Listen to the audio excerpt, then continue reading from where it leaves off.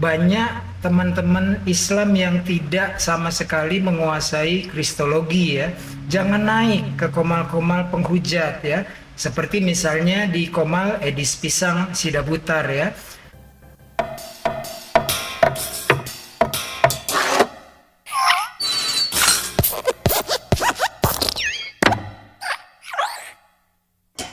Salam saudaraku, di video ini kita akan membahas ada lagi seorang polemikus baru ini ya kayaknya. Karena saya nggak kenal dia siapa, tapi di akunnya dituliskan atas nama Pandita Aconggen 18. Waduh. Lalu di judul VT-nya dia tuliskan kencing onta versus Markus 16 ayat 17-18. Oke lah, tanpa basa-basi langsung aja kita simak seperti apa narasi dari Ustadz ini. Assalamualaikum warahmatullahi wabarakatuh. Iwan Villa, kembali lagi Pandito Acong generasi 18. Ini khusus ya, kan saya masukkan semua VT-VT saya ke dalam playlist daftar putar ya. Teman-teman ambil nih ini karena hanya singkat-singkat bagaimana cara mematahkan pelecehan, hinaan, hujatan kepada Islam ya. Juga ini di-share, saya nggak pernah minta ya, tapi untuk yang playlist dengan judulnya mematahkan fitnah, ini disebarkan, tolong teman-teman ya, di repost, disebarkan lagi atau diajarkan kepada anak-anak kita handai tolan ya. Mematahkan fitnah dan pelecehan katanya. Waduh, nggak kebalik ini Cong. Bukannya para golongan kalian yang sering menfitnah dan melakukan pelecehan terhadap ajaran Kristen? Cobalah sekali-sekali dilihat itu komalnya Juma, Uniriva, Nandar. Waduh, itu pelecehan semua itu di dalamnya. Jadi jangan playing victim lah ya. Nah, sering kita kan melihat ya, banyak teman-teman Islam yang tidak sama sekali menguasai kristologi ya. Jangan naik ke komal-komal penghujat ya. Seperti misalnya di komal Edis Pisang Sidabutar ya. Dia memang memilih tuh Islam-Islam yang awam saja untuk dibully, untuk disesatkan ya. Oh, jadi ente takut sama komalnya Edis TV ya, makanya pakai narasi dibully dan juga disesatkan. Padahal ya, kalau kita perhatikan, Edis TV itu kalau buka komal, dia selalu pakai data loh ya. Baik pakai Quran maupun juga pakai hadis ya. Dan yang naik itu bukan cuma umat muslim yang awam saja gitu loh. Kadang-kadang ada juga santri yang naik, ustadz yang naik, bahkan polemikus juga sering di komalnya si Edis TV ya. Sama Nandar pernah, Uniriva pernah, bahkan Juma itu pun pernah diajak gitu, tapi katanya nggak berani si Jumanya ya.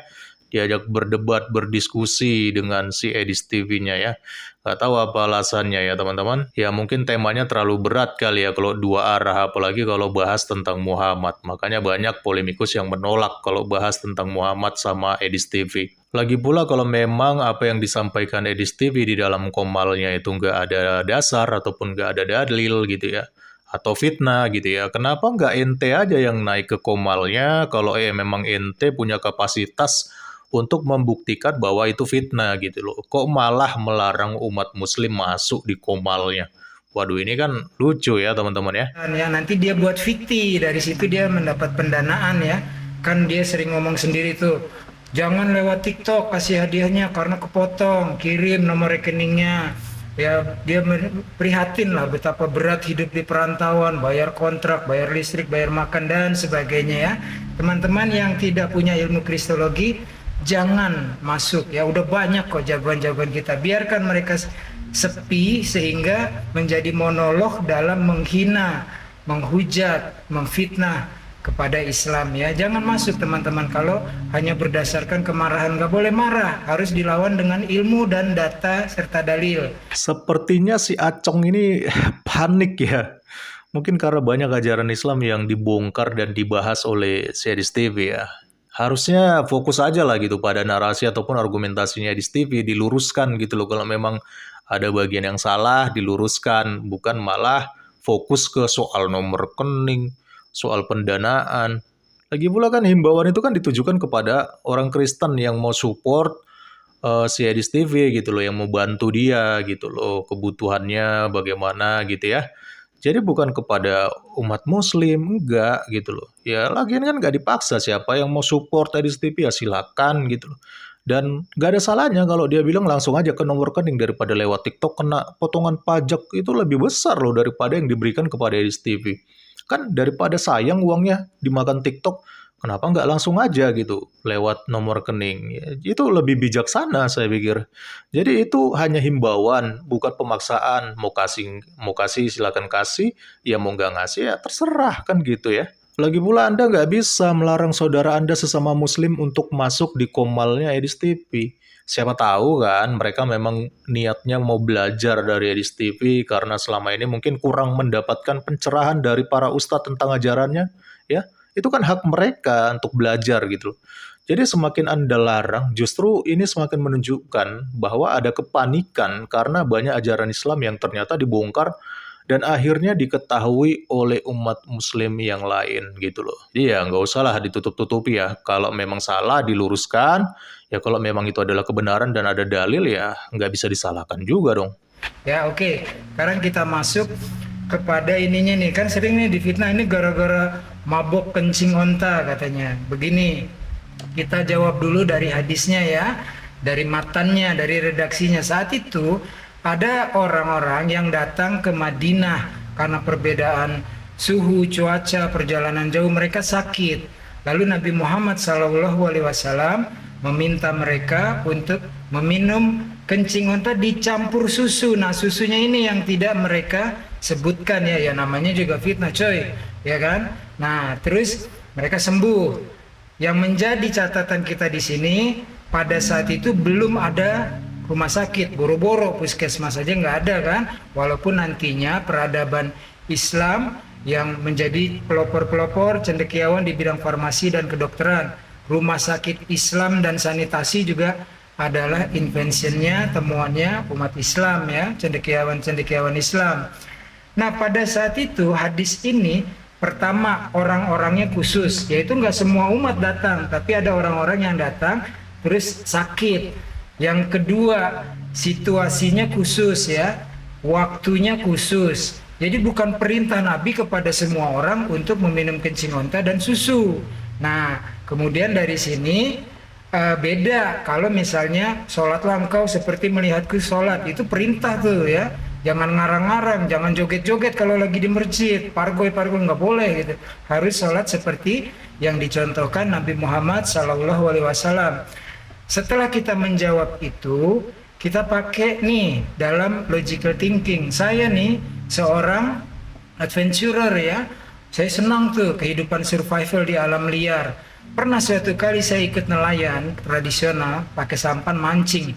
Waktu angkat ikannya, tangan saya nih kepatil ya, kepatil ikan laut itu. Perihnya luar biasa. Terus nelayan itu bilang, dikencingin Pak gitu. Saya karena ini kebijakan lokal saya lakukan ya, tempat luka itu kena patil saya pipisi. Nah, dia bilang kalau nggak dikencingin Pak nanti akan bengkak dan Bapak meriang 2 hari 2 malam, nggak sampai 3 hari 3 malam terus bangkit enggak ya. Jadi menghindari meriang yang sangat tinggi gitu. Ini secara sains juga ternyata banyak yang membuktikan ya, peradaban di alam yang keras seperti padang pasir itu kan sumber dayanya sedikit, sementara alamnya sangat keras. Jadi unta dari keseluruhannya itu bermanfaat, termasuk pipis dan susunya ya. Nah itu ada namanya antiseptik, bahkan antivenom ya, itu dari sisi survival. Umat Islam adalah umat yang berakal. Ketika kemajuan zaman, mereka mengikuti kemajuan zaman dan melakukan kontribusi sumbangan kepada teknologi dan sains tersebut ya. Nah, seperti itu. Sekarang menjawabnya setelah kita jawab ini di Markus 16 nomor 17 dan 18. Tanya balik mereka ya. Kalau tadi kan tidak wajib, bukan perintah kepada seluruh umat Islam ya dari hadis yang tersebut tadi. Ya, jadi memang kencing itu bisa dibilang mengandung antiseptik ya, karena memang ada kandungan garam di dalamnya. Tapi ya nggak dengan cara diminum juga gitu loh. Ya, karena itu mengandung bakteri gitu. Jadi beda diminum langsung dengan cara dioles di kulit, ya tadi katanya kena pati lele atau apa, itu beda. dioles di kulit dengan cara diminum langsung. Anda harus tahu, mau diminum kencingnya doang, mau dicampur dengan susu. Para ulama pun banyak yang masih bersilang pendapat tentang hal ini. Ya, ada yang bilang najis, ada yang bilang halal, jadi nggak ada sepakatan yang jelas. Lagian, kalau memang benar minum kencing unta dicampur dengan susu itu berkhasiat untuk menyembuhkan sakit penyakit, ya pastilah itu sudah digunakan di dalam dunia medis secara massal gitu loh. Tapi faktanya apa gitu? Nggak ada kan dipakai dalam dunia medis. Bahkan orang Islam sendiri pun ketika sakit ya, disuruh minum kencing unta campur susu, belum tentu mau, belum tentu ada yang mau. Yang ada malah mereka merasa jijik gitu loh. Jadi kita pakai akal sehat aja lah, pakai akal waras aja lah. Sekarang kita lihat di Markus 16, nomor 17 dan 18. Saya bacakan pelan-pelan, Pak Supir. Tanda-tanda ini akan menyertai orang-orang yang percaya. Percaya nggak nih sama Gospel Markus ya? Mereka akan mengusir setan-setan demi namaku. Mereka akan berbicara dalam bahasa-bahasa yang baru bagi mereka. Mereka akan memegang ular. Dan sekalipun mereka minum racun maut, mereka tidak akan mendapat celaka. Mereka akan meletakkan tangannya atas orang sakit dan orang itu akan sembuh. Jadi kalau mau membuktikan kebenaran hadis Nabi perihal pengobatan minum kencing unta ditambah susunya, jangan dibuang susunya ya. Anda suka membuang tuh. Lalu berani nggak? Ini tanda-tanda orang yang percaya ya. Dikatakan minum racun nggak apa-apa, megang ular berbisa nggak apa-apa. Ya, oh itu begini, jangan mencobai Tuhan. Oke, sekarang jangan ambil dong bahasa-bahasa baru. Paus atau siapapun pemimpin-pemimpin gereja datang ke Indonesia, mereka tetap berbahasa Inggris. Kenapa nggak bisa bahasa roh aja? Secara bahasa roh ada pendeta namanya Pendeta Risoles Lupis, itu musuh bebuyutannya Pak Desugi ya. Bala. Pak Desugi dikutuk ya, emang dikira Pak Desugi ini pohon ara apa, tapi kata saya enggak mempan, ini kacau juga tuh, kacau dikit ya Pak Desugi. Nah kemudian meletakkan tangan di atas orang sakit, mereka mengakui atas nama Yesus ya, sembuhlah engkau sembuh. Itu pendeta Risoles Lubis, ternyata tepu-tepu ya, orangnya orang bohongan, pura-pura gitu ya, walaupun berpakaian jilbab, bangkit dari kursi roda. Oke, intinya gitu ya. Jadi kalau ada ini, jelaskan teman-teman, jangan marah, jangan bingung. Lalu tanya nih, berani nggak lo menjalankan tanda-tanda orang percaya di Markus 16, nomor 17 dan 18. Gitu aja ya, ngebut nih Pak Supir ini kecepatan. Thank you, wabillahi taufiq wal hidayah. Wassalamualaikum warahmatullahi wabarakatuh. Nah, di sini ada standar ganda ya. Dia bilang minum kencing unta itu bukan ajaran dalam Islam ya. Jadi bukan suatu perintah ataupun ajaran, cuma ada kejadian aja gitu pada zaman Nabi.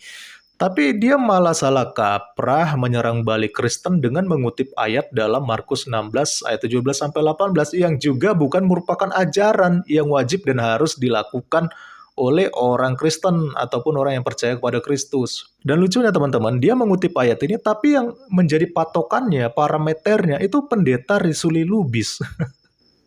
Waduh, kocak memang si Acong ini ya. Pendeta Risuli Lubis itu emangnya siapa ya? Dia itu bukan parameter orang Kristen di dalam membuktikan kebenaran kitab suci. Bukan, gitu loh. Jadi ya jangan bego lah, kok pakai Risuli Lubis jadi parameter ayat dari Markus 16 ayat 17-18 ini ya. Padahal ayat ini kan merupakan tanda-tanda yang akan menyertai setiap para murid ataupun rasul atau bahkan hamba-hamba Tuhan saat ini ya, di dalam memberitakan Injil Yesus Kristus. Dan semua itu sudah terbukti ya Cong, ya jadi udah terbukti. Tanda-tanda itu sudah pernah terjadi dan terbukti, nggak ada yang keliru. Jadi mari kita lihat satu persatu apa aja ini tanda-tandanya yang dikatakan di dalam Markus 16, 17, 18 ini ya. Yang pertama dikatakan mengusir setan, itu tanda-tanda yang menyertai para murid dan rasul dalam pelayanannya. Dan ini sudah pernah terbukti, tercatat di dalam Alkitab, murid-murid mengusir setan, bahkan juga Paulus juga pernah mengusir setan. Dan peristiwa-peristiwa itu dicatat di dalam Bible, seperti di Kisah Para Rasul 19 ya. Jadi bukan hanya para rasul saja sendiri ya yang bisa mengusir setan, bahkan hingga saat ini tanda-tanda itu pun masih menyertai setiap orang percaya. Saya sendiri secara pribadi saya sudah beberapa kali mengusir setan ya. Jadi itu bukan sesuatu hal yang mengada-ngada ataupun mustahil ya. Kalau Pak Acong nanti suatu saat kerasukan setan, datang kepada saya biar saya usir itu setannya.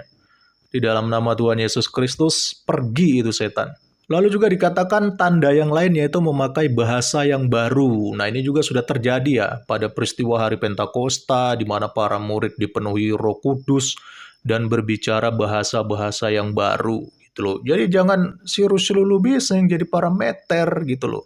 Banyak kok kejadian-kejadian seperti ini memakai bahasa-bahasa yang awalnya mereka nggak bisa mengucapkan bahasa itu, tapi akhirnya diketahui oleh orang lain. Jadi bahasa-bahasa yang baru. Orang yang tadinya nggak bisa bahasa Ibrani, tiba-tiba bisa berbahasa Ibrani. Yang nggak bisa berbahasa Yunani, tiba-tiba berbahasa Yunani, sehingga didengar oleh orang-orang Yunani. Jadi banyak ya kejadian-kejadian seperti itu terjadi ya. Lalu berikutnya ada juga tanda memegang ular ya. Ini juga sudah pernah terjadi nih.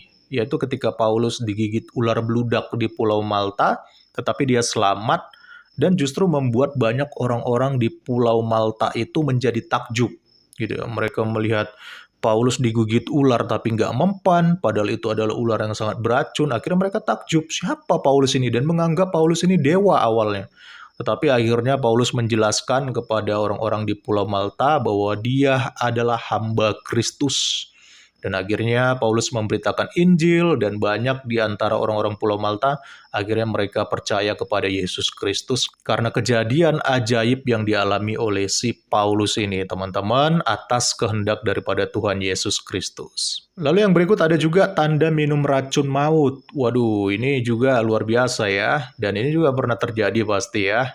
Saya sendiri pernah waktu saya penginjilan di daerah Sulawesi Selatan yaitu di Makassar ya. Di Makassar, waktu itu saya pernah di Maros, lalu juga di daerah Parepare itu ya.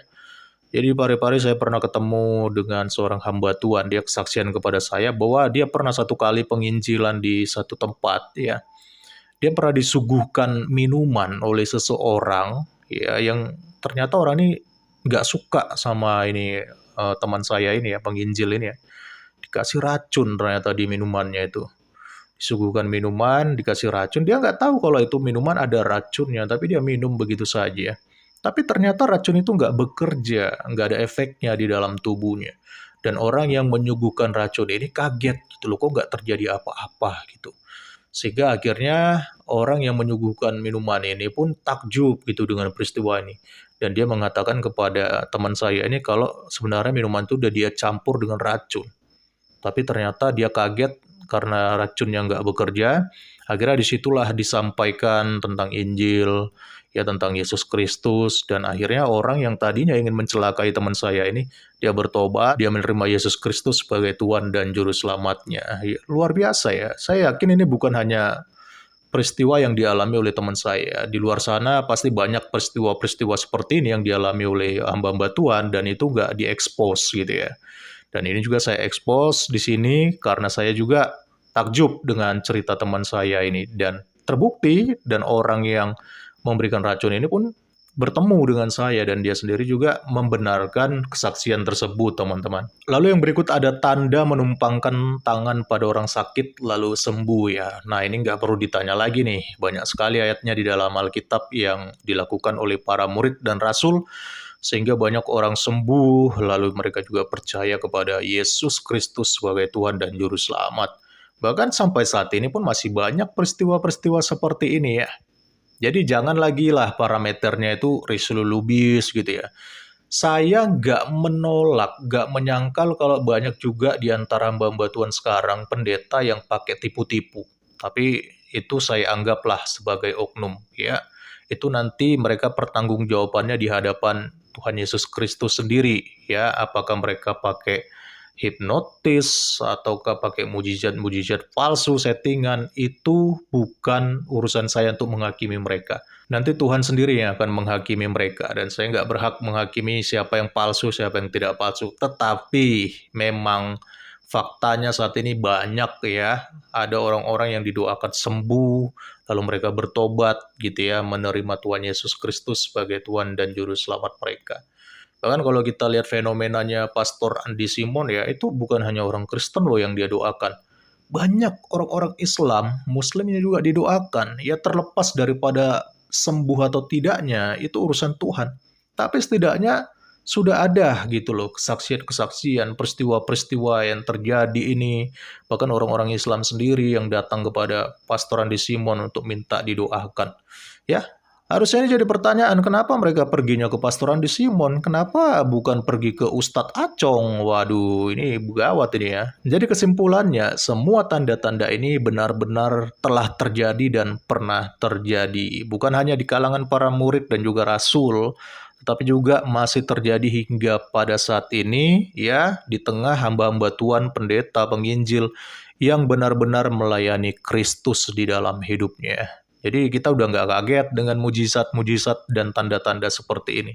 Itulah hebatnya Tuhan kita Yesus Kristus ya, di dalam penyertaannya kepada setiap hamba-hambanya ya, dalam pelayanan yang dikerjakan untuk pemberitaan Injil. Jadi begitu tanda-tandanya Pak Acong ya, harus bisa dibedakan lah apa itu ajaran atau perintah dengan apa yang namanya peristiwa ataupun tanda-tanda yang terjadi atas kuasa Tuhan Yesus Kristus yang kadang-kadang mungkin sulit diterima oleh akal manusia, ya secara khusus manusia yang belum mengenal Yesus Kristus dan belum pernah mengalami mujizat dan juga kuasa Tuhan dalam hidupnya.